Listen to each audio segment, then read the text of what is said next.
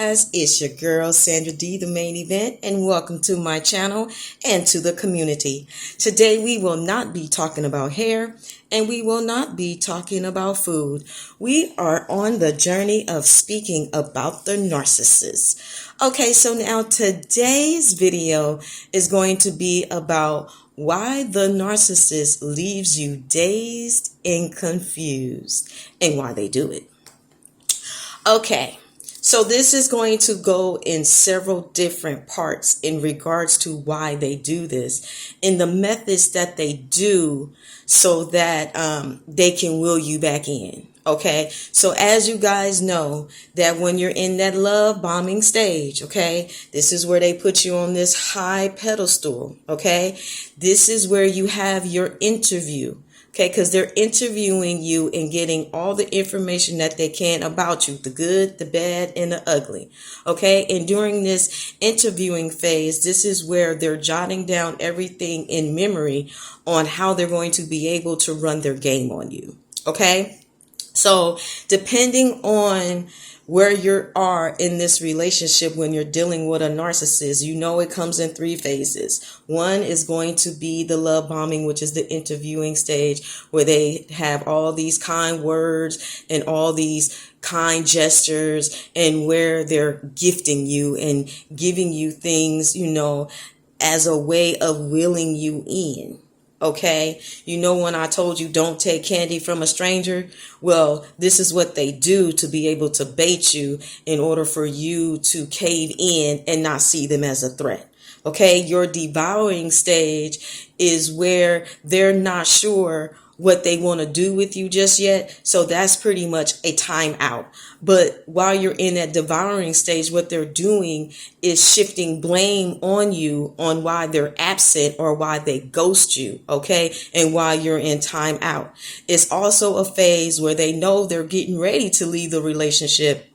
And they're spending time with that other supply because they're training them to be able to get into the rotation of what it is they're looking for, supply to meet their demands. Okay. And then you're going to have the discard, where whether you either broke off the relationship with them or they broke off the relationship with you. It's pretty much a breakup.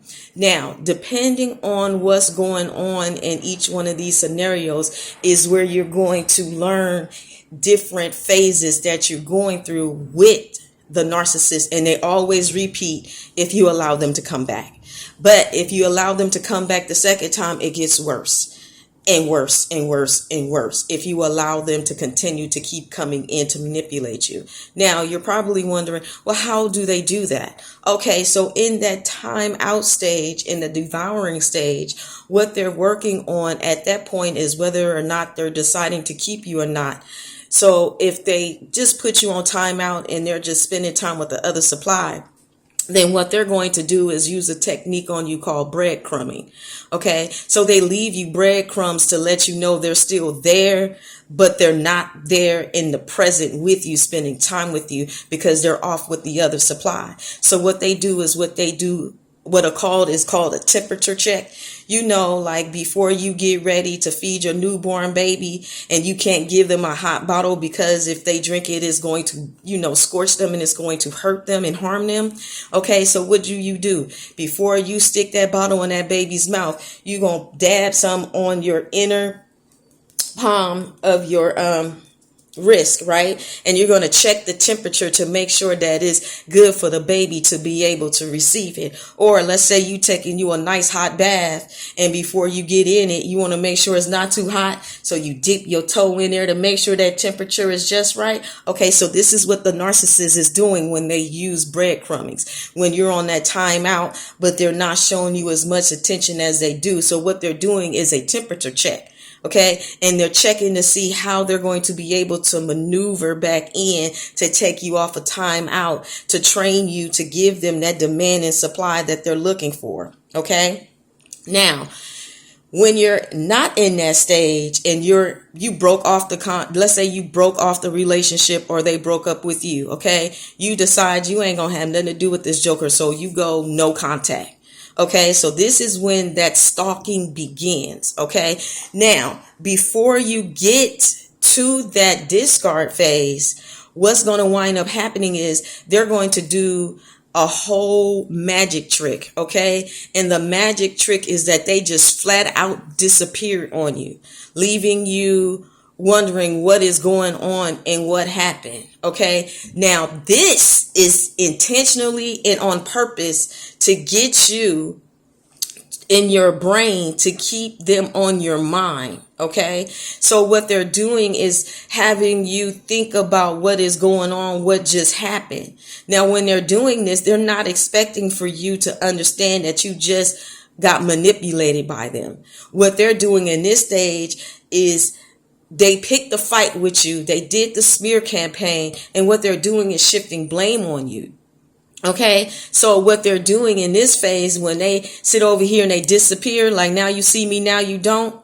Okay, so what they did was they went to the other supply because they're training the other supply. Okay, so sometimes they'll breadcrumb you. And the reason why they're doing this is because they're trying to wheel you back in, because they know you're going to have questions about why the hell they disappeared. That's intentionally, because they know that you're going to want answers. Okay. They know that you're going to want to know why they went off and left, so that when they have finished spending time with that supply, they're going to come back, try to wheel you back in by giving you this false narrative, this false story to get you off the trail on why they left in the first place. Now, some of them going to come in and say they know they was wrong. They knew, they shouldn't have did you like that. They're going to tell you everything that you want to hear, but without change. Okay. Now, the reason why they're going to do this so that you can drop your guard again. Okay. And so that you can go through the whole cycle again. But this time when they're hoping that it sticks and that they don't have to put you on timeout again to get you back into the rotation of what they're looking for. Supply from you to meet their life demands. Okay. This is what they do in regards to discarding you. They want to traumatize you. They want you to take responsibility for the relationship while they go out and kick you with other supply and make you feel bad for the breakup, knowing that it wasn't your fault. But they know that because they picked this fight with you, they knew that because they did that interview phase with you, they know how to maneuver and work you if it's working. Okay. But here's the kicker on that. Now, when it's not working and you don't accept no breadcrumbs, this is when they hoover you, aka stalk you. Now, the reason why they're doing the stalking on this part, why they left you wounded and you not understanding what the heck just happened, the flip side of that is the reason why that they're sitting over here stalking you, not just because they're trying to figure out how they can get in good with you. They trying to figure out how come the game didn't work on you. So the narcissist, even though they're putting you in a state of mind, they also reap what they sow and are stuck in a state of mind too, because they're puzzled and wondering and confused why the hell the script flipped, and they don't understand why they didn't come out with the prize. Because again, I'm going to tell you, you guys are destined for greatness. Okay, they could not continue to pull the wool over your eyes, because your gut and your instincts and those red flags, you started seeing more and more, and the light bulb went off and you understood that you was being played. And when you was being played, you said, I'm not going around this mountain again. You can't come back, and you slammed the door. Okay, so even though they may be doing these hoovers and sitting over here, stalking you, putting gadgets in your house, trying to watch your every move and everything in that nature, they'll still never be able to figure it out.